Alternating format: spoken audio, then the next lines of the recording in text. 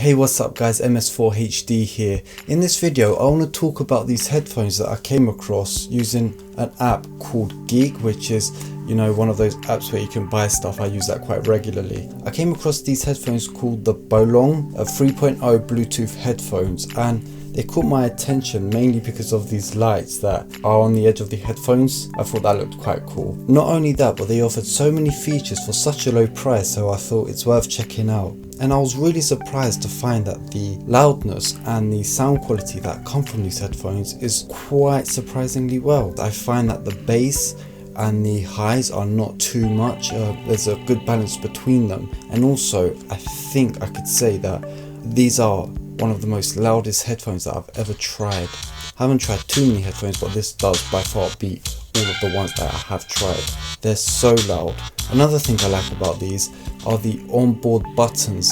So once you pair them with your iPhone, you can change the track, you can adjust the volume. The volume is independent to the volume on your iPhone, so you can use either or. But what I do is I turn the volume on these all the way up and then just have my iPhone as the main controller for the volume. You have a microphone positioned to the front of the headset, which lets you take calls and also end calls using this button which is on the face of the headphones. There's a nice little LED which isn't much use. It's just got this BE for Bluetooth. It changes display when you're changing the volume, just to let you know, but again, when it's on your head, you're not really gonna want to see that, so it is a bit of a gimmick having that there. The only useful thing with the LED is the battery symbol. Tells you how charged it is. That's pretty useful. The battery with this goes for about 2 to 3 hours. It says 3 hours on the documentation. And one of the really cool things about these is the fact that they fold. I mean, they become so compact.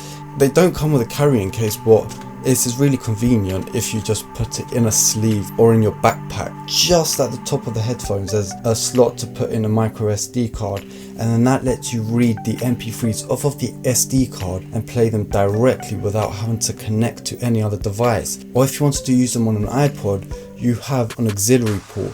Now you do get an auxiliary cable with this, but it's so short you'll need to buy another one that extends for about a meter or two, so it can reach from your head to your pocket. Now with all that said, these aren't the perfect headphones. There are quite a few things that I would say come with a £15 price tag. Now the first thing is the pressure that these apply to your ears. I told you before that they fold away with this recoil action. There's 2 bar strips that go across the top of the headphones, and that applies this pressure to let them fold away, and that same pressure is applied to your ears when they're on your earlobes, and after a while, after about 20 minutes, I do notice the pressure, so I wouldn't really recommend them if you are listening for a long period of time.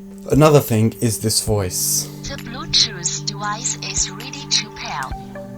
There's this voice command that tells you the state of the headphones. So if you're turning it on, if you're turning it off, there's always this voice that tells you that you're doing this. I haven't figured out a way to deactivate that, or if you can deactivate that. I don't think you can, but it's there and it is really annoying sometimes. Also, going back to me mentioning how loud these are, that really does come with a lot of noise spill. You do not want to use these when you're on the tube or if you're at work. To round them up, they're more for in-house kind of one-off use, or if you're in an environment where it's really loud and you really need to hear something, these could come in handy. But for general use, I just don't see myself using them, even though the sound quality is good on them. Also, if you're on the tube or in a public space, these have no security when you're connecting to them. Usually with some headphones, when you connect to them via Bluetooth, they will ask you for a passcode.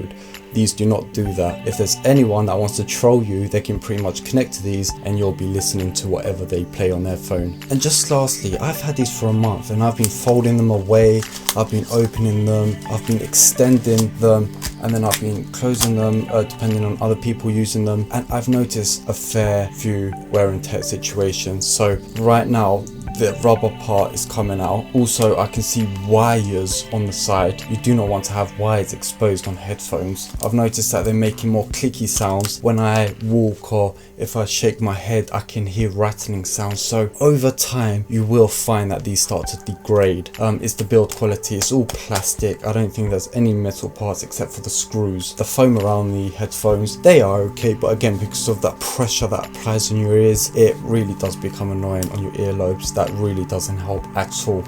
Also around your neck, I mean, these are really tight.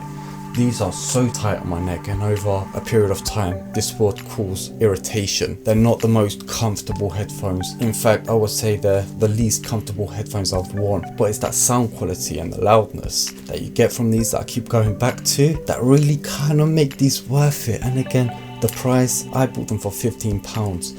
Now, I do want to say one thing. I've seen many variations of these headphones. I've seen some on Amazon. I've seen other ones on the Geek app that look fairly similar but not completely the same. So for you to find the exact same ones is pretty hard. So although they may look similar to this, the sound quality, the loudness may vary with these. I just want you to be wary of that.